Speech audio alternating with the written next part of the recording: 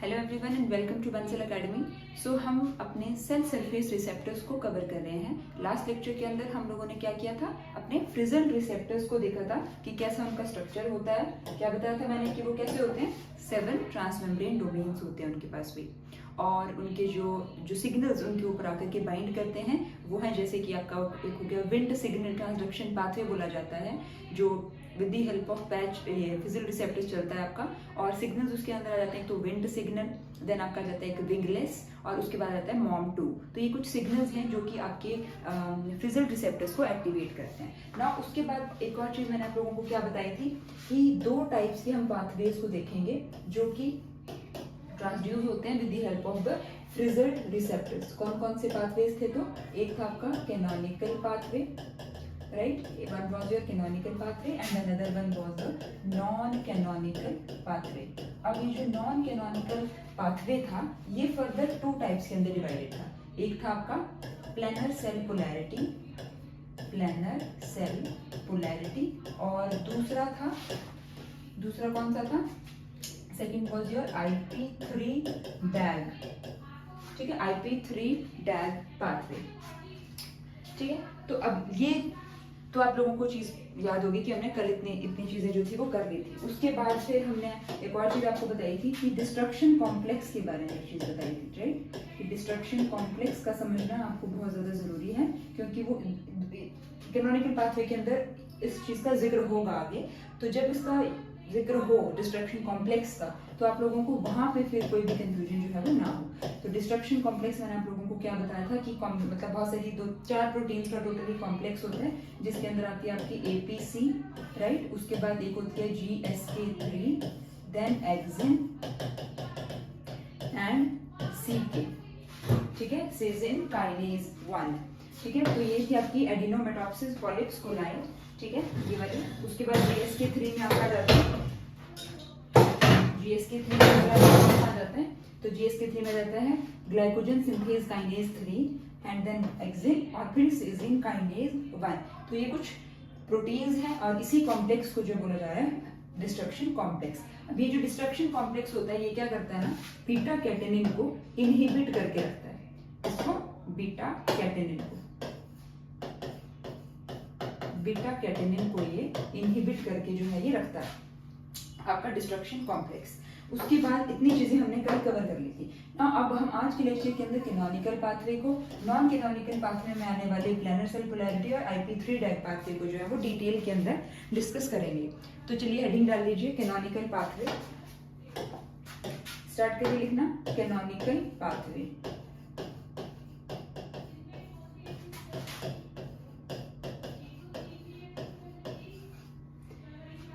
पहले तो आपको ये चीज पता होनी चाहिए कि जो ये आपका कैनोनिकल पाथवे होता है, इसके अंदर आपका ये जो बीटा कैटेनिन मैंने आपको पीछे बताया, जिसको कि ये इनहिबिट करके रख रहा था आपका डिस्ट्रक्शन कॉम्प्लेक्स, इस बीटा कैटेनिन की एक्टिवेशन होती है in case of the canonical pathway. तो लिख लीजिए, activation of beta catenin in what happens in the canonical pathway is the activation of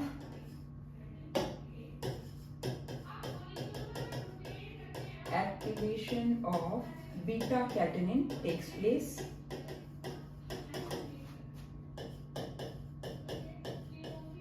और ये जो बीटा कैटेनिन होता है ना, ये क्या चीज होती है, तो it is a transcription factor. Beta catenin is a transcription factor, right? It is a transcription factor. तो बीटा कैटेनिन एक ट्रांसक्रिप्शन फैक्टर है। उसके बाद फिर आप कैनोनिकल पाथवे को हम तब देखेंगे जब सिग्नल एब्सेंट होगा, ठीक है, जब किसी भी तरीके का सिग्नल नहीं प्रेजेंट। एक वो सिचुएशन लेंगे और दूसरी सिचुएशन लेंगे कि when the signal is present, ठीक है। तो यहाँ पर इसको हम यहीं पे कर लें या फिर नेक्स्ट पेज से स्टार्ट करें, ठीक है, नेक्स्ट से करते हैं इसको, ठीक है। इसको थोड़ा सा आप ऐसा करिए, सेंटर के अंदर ले आइए यूं, और नेक्स्ट पेज से हम इसको स्टार्ट करते हैं। तो हम बात कर रहे हैं about the canonical pathway.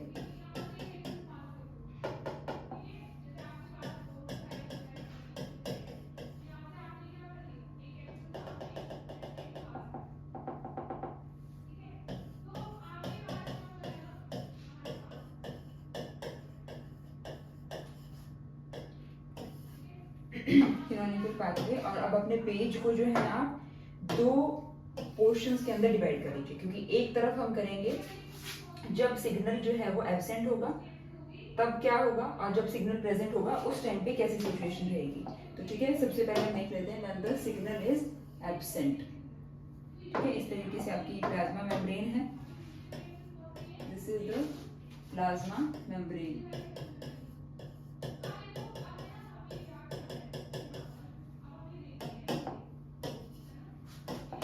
Then यहाँ पे आपका प्रेजेंट है sorry frizzled receptor. This is the frizzled receptor. अभी फिलहाल यहाँ पे सिग्नल जो है वो एब्सेंट है, सो आप लिख सकते हो सिग्नल अभी क्या है, एब्सेंट है। तो उस कंडीशन में क्या होता है, जब सिग्नल प्रेजेंट नहीं होता तो एक डाइशेल्ट होती है जो कि इसके अंदर प्रेजेंट होती है साइटोसोल में, वो इनएक्टिव रहती है उस टाइम पे। उसको शॉर्ट फॉर्म में बोल देते हैं DSH। This is DSH।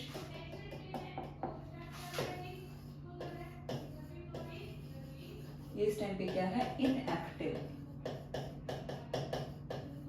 ठीक है, DSH को अगर आपने पूरी तरीके से लिखना है फुल फॉर्म वाइज तो आप लिख सकते हो इट इज डाइशेल्ट। ठीक है, दिस इज डाइशेल्ट, इसका ये फुल फॉर्म है। अभी के लिए मैं इसको इरेज कर रही हूँ क्योंकि DSH जो है हम शॉर्ट में लिखेंगे तो फिर स्पेस ज्यादा कवर होगा। ठीक है जी, डाइशेल्ट है ये, अभी इनएक्टिव पड़ी है। फ्रिजल रिसेप्टर के साथ में एक और रिसेप्टर, मतलब कि एक और चीज प्रेजेंट होती है जिसे बोला जाता है को रिसेप्टर, और वो इसके साथ ही प्रेजेंट होती है इस तरीके से। इसका नाम है LRP। ठीक है, फुल फॉर्म है lipoprotein related protein. This is lipoprotein related protein. Lipoprotein related protein है, ठीक है, जो कि बिल्कुल आपके रिसेप्टर के साथ में प्रेजेंट है। This is the frizzled receptor. The receptor which I have drawn with green colour is the frizzled receptor.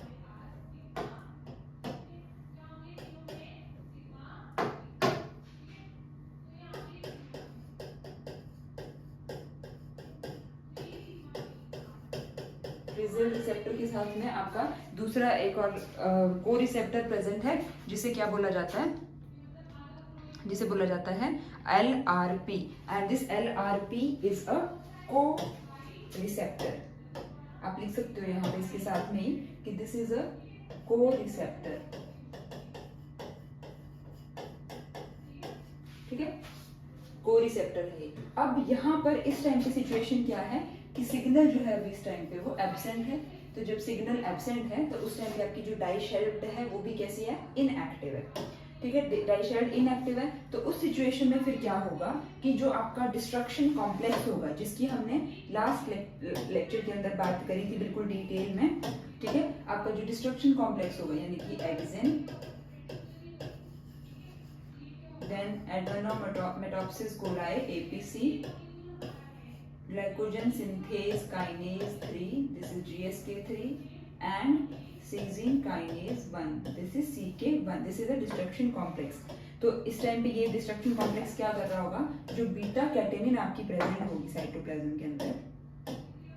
ठीक है, ये क्या कर रहा होगा, प्रेजेंट बीटा कैटेनिन को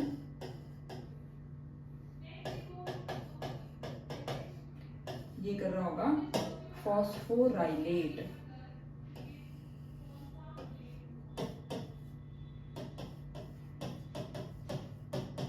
ठीक है, बीटा कैटेनिन को क्या कर रहा होगा, ये फॉस्फोराइलेट करवा रहा होगा इस तरीके से। हो चाहे तो आप इसको जो है वो इस कलर से भी चेंज कर सकते हैं बिकॉज ये सिमिलर ही लग रहा है, नहीं तो कलर्स। इसको हम कर लेते हैं with which colour, black colour. Let's do it with the black. ठीक है, तो ये फॉस्फोराइलेट करके रखा हुआ है किसने, जो डिस्ट्रक्शन कॉम्प्लेक्स है इसने। This is the destruction complex.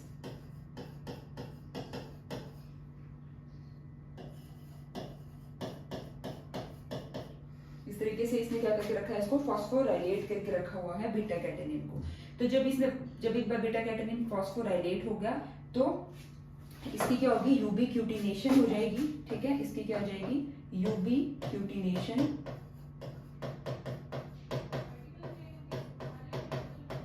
और डिग्रेडेशन हो जाएगी आपके बीटा कैटेनिन की।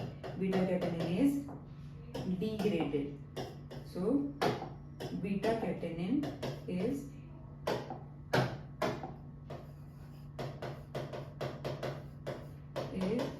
डिग्रेडेड।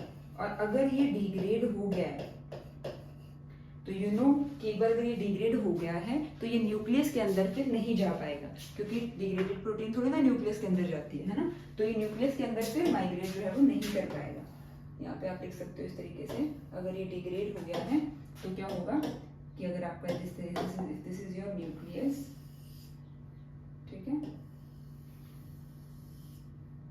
ये आप लोगों को बिल्कुल टिप्स पे हो जानी चाहिए चीज़, और ये तो कभी भूलना ही नहीं चाहिए कि जो आपका न्यूक्लियस होता है डबल मेम्ब्रेनस है, उसके अंदर जो है वो न्यूक्लियर पोर नाम की कोई चीज़ है जिसकी हेल्प से जो है वो चीज़ें इम्पोर्ट और एक्सपोर्ट होती हैं between the nucleus and the cytoplasm, है ना। इतनी बार हम चीज़ें ड्रॉ कर ली हैं हम लोगों ने, ठीक है जी।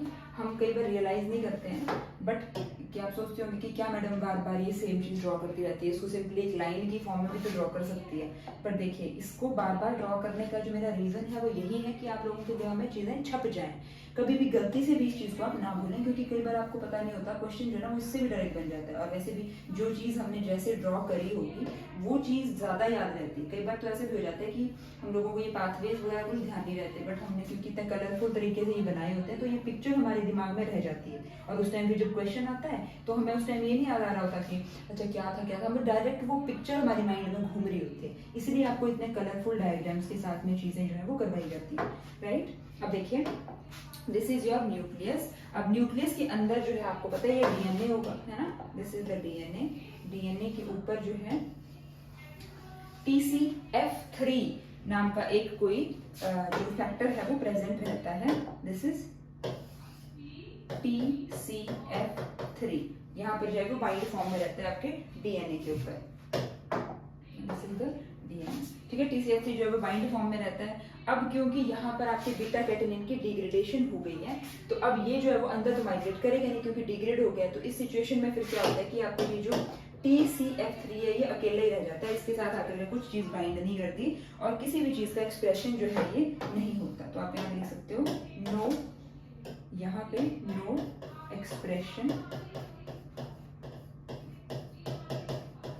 ठीक है। एक ये पॉइंट लिख सकते हो कि किसी चीज का एक्सप्रेशन नहीं हो रहा है, या फिर इसी चीज का मतलब है कि ट्रांसक्रिप्शन का जो है वो क्या हो रहा है, repression. So repression of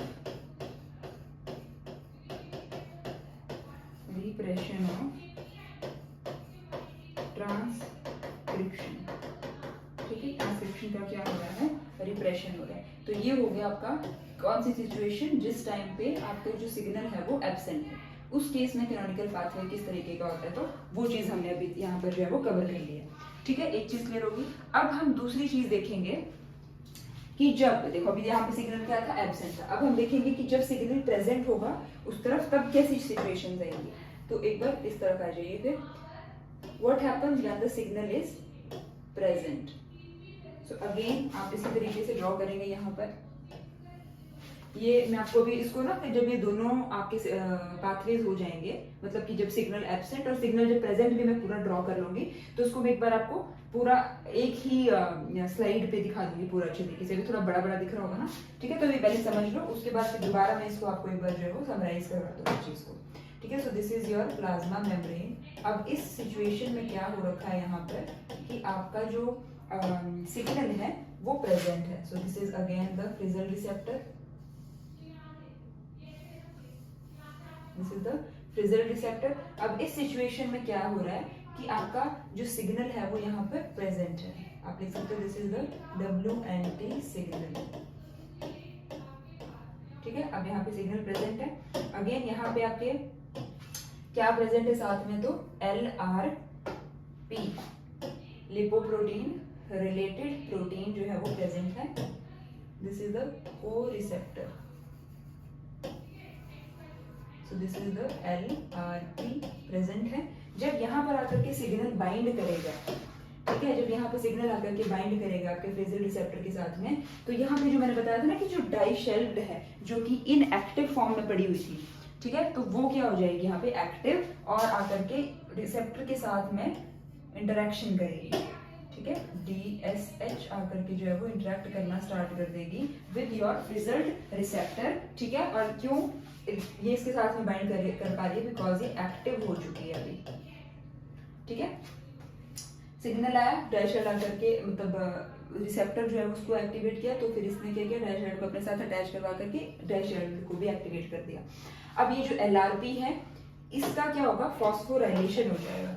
LRP का फॉस्फोराइलेशन हो जाता है, और जब LRP फॉस्फोराइलेट हो जाता है उस टाइम पे ये जो आपका कॉम्प्लेक्स है पूरा का पूरा, ये डिस्ट्रक्शन कॉम्प्लेक्स जो है ये आकर के इसके साथ में आकर के जो है ये अटैच हो जाता है आपके LRP फॉस्फोराइलेटेड LRP के साथ में, ठीक है। तो यहाँ पे आप किस तरीके से लिखोगे इस चीज को,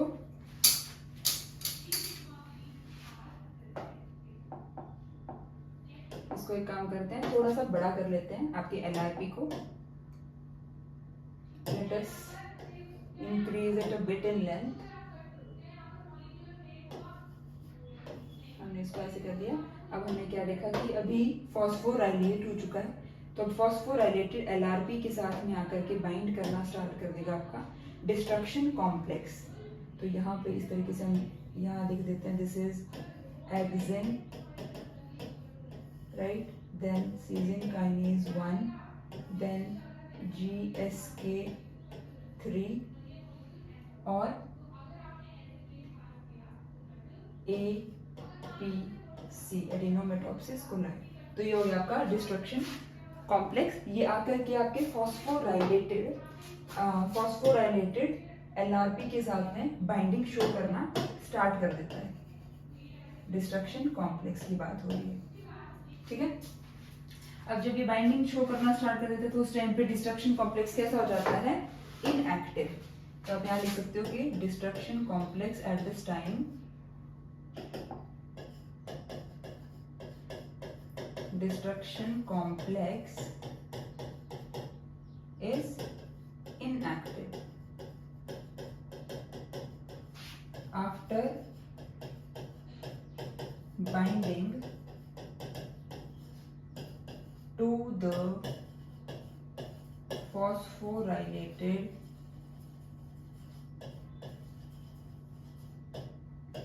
LRP after binding to the phosphorylated LRP, ठीक है। LRP के साथ में जब भी बाइंड करेगा फॉस्फोराइलेटेड LRP के साथ में, तो ये क्या हो जाएगा आपका, इनएक्टिव हो जाएगा। अब अगर ये इनएक्टिव हो गया, यहाँ पे कैसा था, ये एक्टिव था, बट यहाँ पे कैसा हो गया, अभी इनएक्टिव हो गया है। इसी को आप ऐसा कर सकते हो कि थोड़ा सा साइड में कर लिया और यहाँ पे लिख दिया आपने स्पेसिफिकली कि inactive destruction complex, this is inactive and then destruction complex, और फिर ये पूरी चीज आ गई। तो इसका मतलब जब ये इनएक्टिव है तो ये बीटा कैटेनिन को फॉस्फोराइलेट नहीं कर पाएगा, तो इसका मतलब जो बीटा कैटेनिन है, जो आपकी बीटा कैटेनिन है वो कैसी हो जाएगी, फिर फॉस्फोराइलेट हुई नहीं, इसका मतलब ये क्या हो जाएगी, एक्टिव। और ये एक्टिव हो जाएगी तो फिर नेचुरली ये माइग्रेट भी करेगी इनटू द न्यूक्लियस, इस तरीके से माइग्रेट कर जाएगी आपके न्यूक्लियस के अंदर।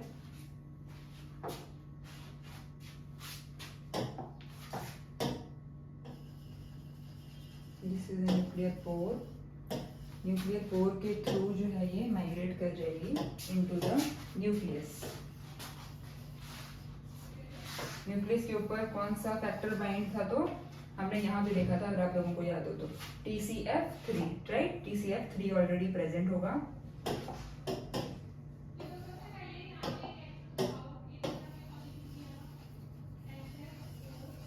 यहाँ पे प्रेजेंट होगा आपका TCF3।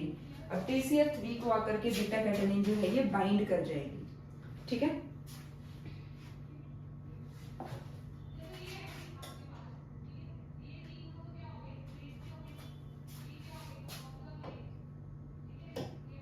पहले तो अंदर माइग्रेट करेगी और आकर के बाइंड हो जाएगी टू द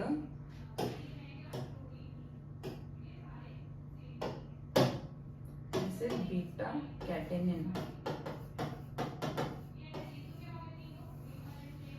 ठीक है, आकर के बाइंड हो गई इसके साथ में, और फिर टारगेट जीन्स का क्या होगा, एक्सप्रेशन होगा, राइट।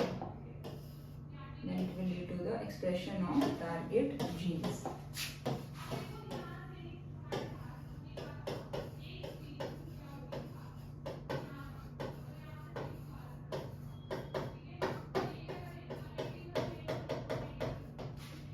टारगेट जीन्स के एक्सप्रेशन में भी स्पेसिफिकली अगर हम बात करें तो टारगेट जीन्स के एक्सप्रेशन में क्या होगा, स्टिम्युलेशन होगी सेल प्रोलिफरेशन की,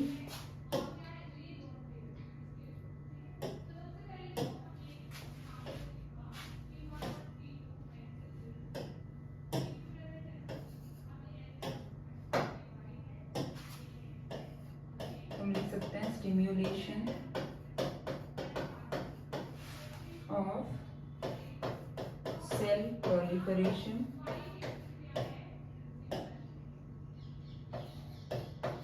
एक तो सेल का प्रोलिफरेशन जो है वो चीज स्टिम्युलेट हो गया, दूसरा जो सेल्स होंगे वो डिफरेंशिएट होंगे, तो आप लिख सकते हो डिफरेंशिएशन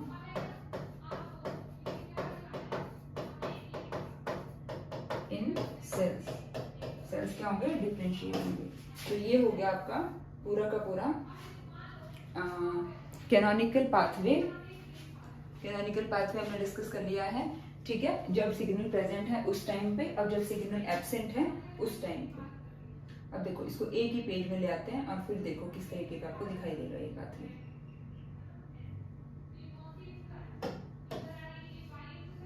अब देखिए यहाँ पे, ठीक है जी, क्लियरली दिखाई दे रहा है।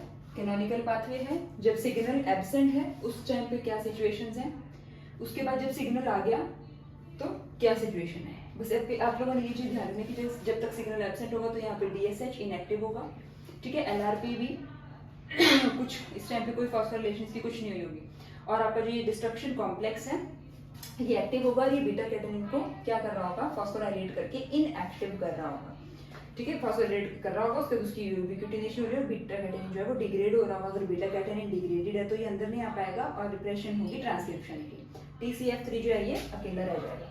उसके बाद फिर दूसरी चीज WNT सिग्नल के बारे में बात हुई है कि आपका भी रिसेप्टर जो है कैसा है, रिजल्ट रिसेप्टर है फिर से, ठीक है, WNT सिग्नल आकर के बाइंड किया तो इसने अपने साथ फिर DSH को बाइंड करवा करके एक्टिव कर दिया, और फिर आपके LRP की हो जाती है फॉस्फोराइलेशन, फॉस्फोराइलेटेड LRP। LRP क्या है आपका, इट इज अ को रिसेप्टर, इट इज अ को रिसेप्टर, मतलब रिसेप्टर के साथ में प्रेजेंट है, को रिसेप्टर की तरह काम कर रहा है। इसकी फिर हो जाती है एक्टिवेशन, फॉस्फोराइलेशन हो जाती है पहले, और फिर ये जो जितना भी आपका डिस्ट्रक्शन कॉम्प्लेक्स है वो आकर के इसमें बाइंड कर जाता है इसके साथ में, तो फिर ये इनएक्टिव हो जाता है, तो बीटा कैटेनिन एक्टिव हो जाता है। बीटा कैटेनिन एक्टिव होकर के न्यूक्लियस के अंदर माइग्रेट करता है और टारगेट जीन्स का एक्सप्रेशन करवाता है। जैसे कि क्या क्या स्टेप्स होते हैं, तो स्टिमुलेशन होती है, तो सेल प्रोलिफरेशन की, और दूसरा डिफरेंशिएशन होती है सेल्स के अंदर, ठीक है जी। तो ये आपका हो गया फर्स्ट, मतलब कि हमने ये जो कैनोनिकल पाथवे कवर कर लिया हमने, किसमें, फिजल रिसेप्टर्स की बात चल रही है अभी हमारे पास, ठीक है। फिजल रिसेप्टर में हमने ये वाला पाथवे जो है ये आपका डिस्कस कर लिया है, ठीक है, आपका कैनोनिकल पाथवे जो है ये कवर हो गया है,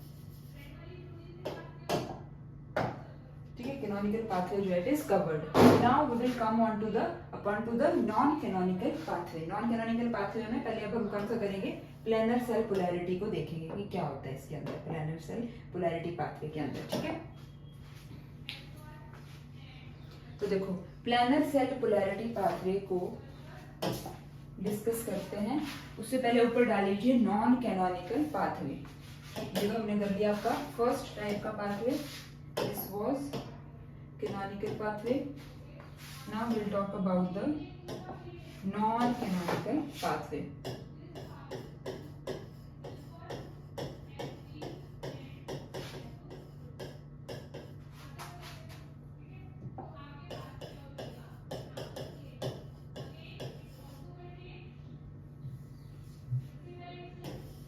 नॉन कैनोनिकल पाथवे में एक तरफ लिखिए प्लेनर सेल पोलैरिटी पाथवे,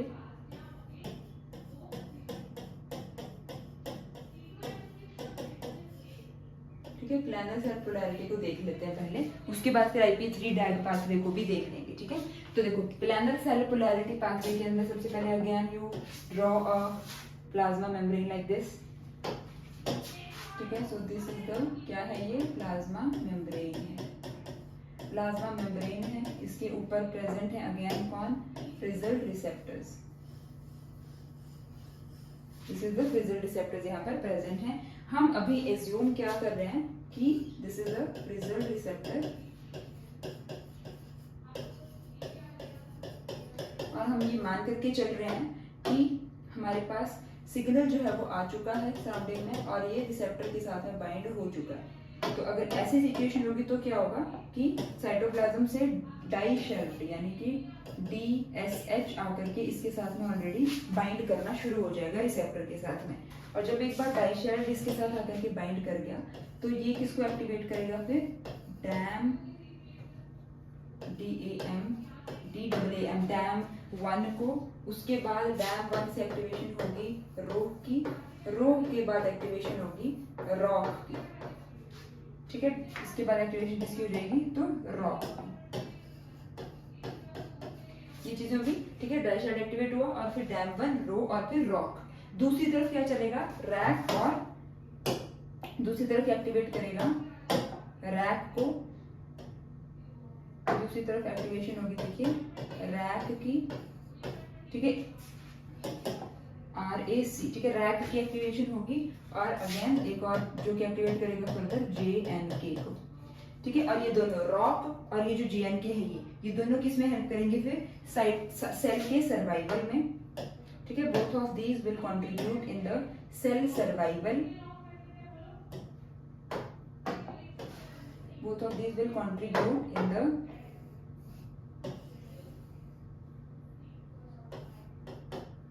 यहाँ पे सेल सर्वाइवल। ठीक है, एक तो किस क्या चीज हो गई, आपके सेल का सर्वाइवल होगा, दूसरा आपके साइटोस्केलेटल का रीअरेंजमेंट, साइटोस्केलेटल रीअरेंजमेंट।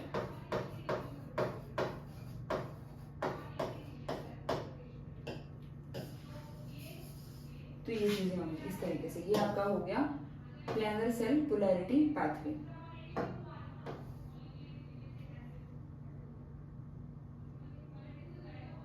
ठीक है, प्लानर सेल पोलैरिटी पाथवे देख लिया आप लोगों ने कैसा होता है, नॉन कैनोनिकल पाथवे की एक टाइप है।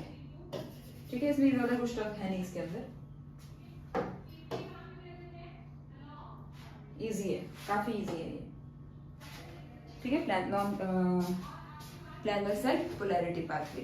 ठीक है जी, ये चीज हो गई। अब हमने देखिए, अब हमने क्या क्या कर लिया है, फ्रिजल रिसेप्टर के अंदर कैनोनिकल पाथवे कर लिया हम लोगों ने। ठीक है, कैनोनिकल पाथवे, उसके बाद नॉन कैनोनिकल पाथवे में हम लोगों ने कर लिया आपका प्लानर सेल पोलैरिटी पाथवे। उसके बाद अब हमारे पास क्या बचता है, तो IP3 डैग पाथवे। अब आ जाते हैं IP3 डैग पाथवे के अंदर। यहाँ पे फिर से लिख लीजिए, we are talking about the non canonical pathway,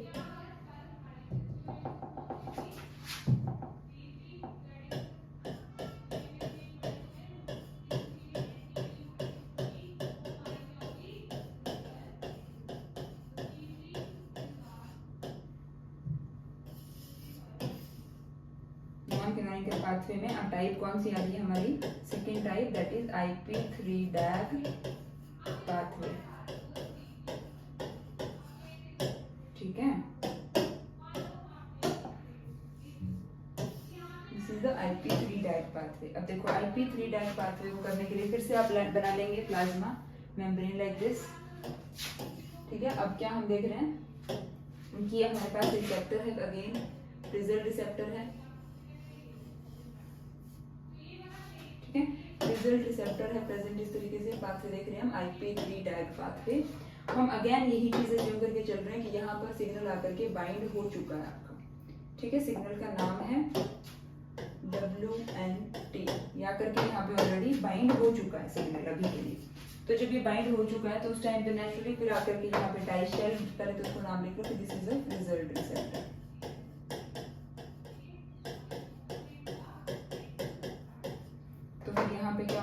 DSH dishevelled आकर के बाइंड करेगी रिसेप्टर के साथ में, और फिर जब रिसेप्टर के साथ में आकर के डाई शेल बाइंड करेगी तो फिर ये एक्टिवेट करेगी फॉस्फोलाइपेज सी को। इट विल एक्टिवेट फॉस्फोलाइपेज सी, या फिर लिख सकते हो आप लोग PLC को ये एक्टिवेट करती है। फॉस्फो सॉरी लाइपेज सी को इसने एक्टिवेट कर दिया। तो फॉस्फोलाइपेज सी का काम किस चीज में होता है कि आपका जो ये PI फॉस्फोइनोसिटॉल डाइफॉस्फेट जो होता है, दैट इज PIP2 जो होता है ना, इसको क्लीव करता है ये phospholipase C into IP3 and DAG, that is inositol triphosphate और डाइअसाइल ग्लिसरॉल के अंदर जो है ये ब्रेक करता है कौन, फॉस्फोलाइपेज सी एंजाइम जो है। ठीक है, सो आप देख सकते हो this is IP3 and this is DAG, इन दो के अंदर तोड़ दिया इसने फॉस्फोलाइपेज सी ने PIP2 के ऊपर एक्ट करके। ठीक है, क्लीव हो गया ये। अब IP3 जो है, ठीक है, IP3 क्या करेगा, आप लोगों को हमने पीछे जो पाथवेज कवर किए थे तो उसके अंदर हमने देखा था कि हमारे साइड सेल के अंदर जैसे इस तरीके से जो ER प्रेजेंट होगा, that is endoplasmic reticulum present होगा। ठीक है, उसके ऊपर एंडोप्लाज्मिक रेटिक्यूलम के ऊपर जो है वो कैल्शियम चैनल्स प्रेजेंट होंगी इस तरीके से। ठीक है, कैल्शियम चैनल्स होंगी और वो कैल्शियम चैनल्स के ऊपर रिसेप्टर्स होंगे फॉर IP3। तो ये IP3 आएगा और अपने उन रिसेप्टर्स के साथ में बाइंड करेगा इस तरीके से, और फिर कैल्शियम का जो है वो क्या होगा, इफ्लक्स, यहाँ पे कैल्शियम था तो ये इसका जो है वो साइटोसोल के अंदर इफ्लक्स हो जाएगा। राइट, कैल्शियम का आपका इफ्लक्स हो गया। अभी जो कैल्शियम का इफ्लक्स हुआ है ये क्या करेगा, DAG, अब देखो भले ही मैंने DAG यहाँ पर बना रखा है बट ये जो DAG है ना वो होता है यहाँ पे, यहाँ पे इस तरीके से। तो मतलब कि ये जो आपका फॉस्फोलाइपेज सी है ना, ये एक्ट करता है PIP2 पे, यानी कि अब देखो एक सेकेंड एक काम करते हैं ना, इसको पूरा का पूरा हम जैसे जहां जहां ये की लोकेशन होती है वही वही बनाते हैं, तो आप लोग फिर सोचोगे कि ये चीज मैडम ने क्या बना दी।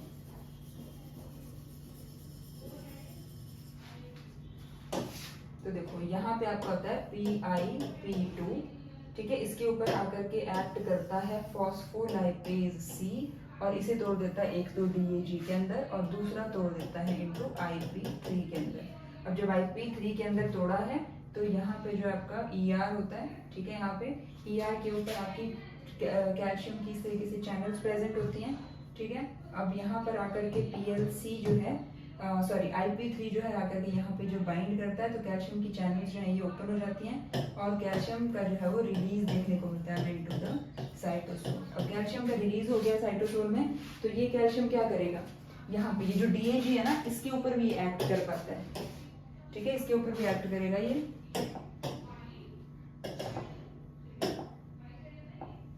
इस तरीके से कौन, यहाँ पे Ca2 पॉजिटिव कैल्शियम एक्ट करेगा और फिर एक्टिवेशन करवाएगा किसकी, प्रोटीन काइनेज सी की एक्टिवेशन करवाई जाती है, दैट इज प्रोटीन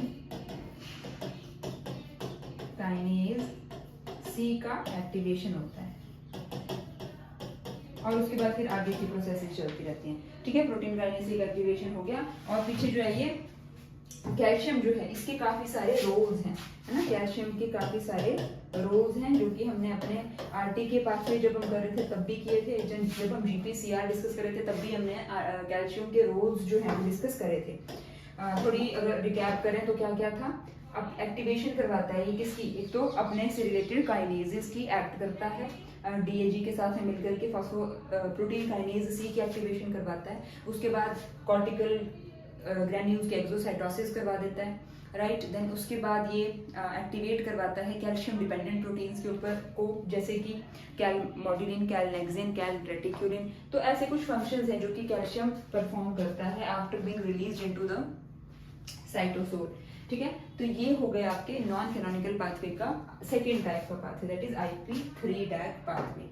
ठीक है, तो आज क्लास में फिर हम लोगों ने क्या क्या करा, ये वाला आपका IP3 डैग पाथवे जो है ये भी कंप्लीट हो चुका है। तो हमने सबसे पहले कैनोनिकल पाथवे देखा जिसके अंदर हमें ये चीज पता थी कि इस पाथवे का जो मकसद है वो है बीटा कैटेनिन को एक्टिवेट करना। ठीक है, बीटा कैटेनिन पर जब तक सिग्नल एब्सेंट था तब तक जो था वो बीटा कैटेनिन हमारा कैसा हो रहा था, इनएक्टिव रख रहा था इसको, डिस्ट्रक्शन कॉम्प्लेक्स बीटा कैटेनिन को फॉस्फोराइलेट करवा करके डिग्रेडेशन हुई थी उसकी, और फिर किसी भी तरीके का कोई एक्सप्रेशन नहीं हो रहा था।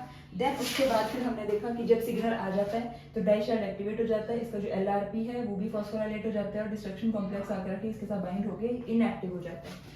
And when it is inactive, then beta catenin is activated. It migrates into the nucleus, binds to the TCF3 transcription factor, and does the expression of genes. What happens is the stimulation of the cell proliferation and the differentiation in cell.